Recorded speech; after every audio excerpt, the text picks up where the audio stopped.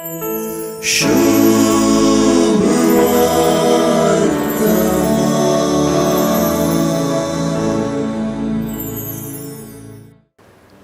पाटल्यान एक जेजू न्हंयचे सुवार्थेंत उलोवचें उतर वा वाक्य घुसपडीकी कारण जायत वा समजूंक सलीस जायत म्हणून धैर पावना. जेजूची बासस आज विशेष दिसता.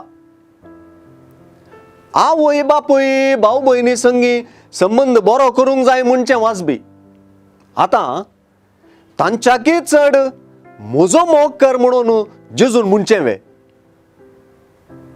हांच्याकी चड जेजूचो मोग करिनासली शिसपणाक अयोग्य म्हणटा म्हूण जेजू. संबंधाच्या तुटोवपा विशीं जेजू बिलकुल उलयना तें आमी समजूंक जाय. जेजून मातेवाचे सुवार्थेंत विशेष करून दोंगरा वयल्या प्रसंगांत संबंधा विशीं आपली शिकवण दिल्या. हे शिकवणे प्रकार आपले संबंध रुपीत करिनासली जेजू प्रकार शिसपणाक अयोग्य जातात. हे वरवीं वा जेजूची शिकवण पाळलेल्या वरवीं लागशिल्ल्या संबंधांकी नवी दिशा मेळटा.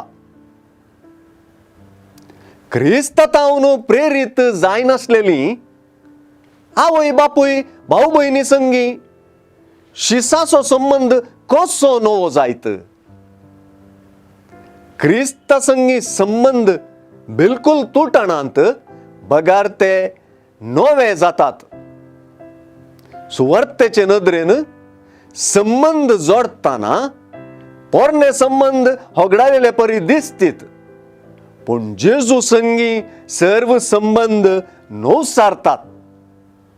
सगळे आयचे सुवार्थेंत मुजे वरणी म्हाका स्वागत म्हजो पाटलावदार देखून असली उतरां सुवार्थेचो वस्तू खंय आसा तें दाखयतात. शिसपण संपूर्ण क्रिस्ता केंद्रीत जिवीत जिवंक उलो दिता.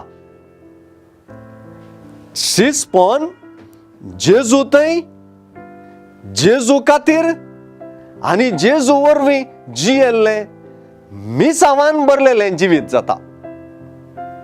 जेजूचो पाटलावदार जावन जियोवचें जिवीत जायते रितींनी आनी संवसारी नदरेन होगडायलेलें जिवीत म्हूण दिसत पूण तें जेजू खातीर नवीकृत जाल्लें झरयलेलें आनी वापरलेलें जाताना तें वाटायलेलें आनी प्रतिफळाचें जिवीत जाता.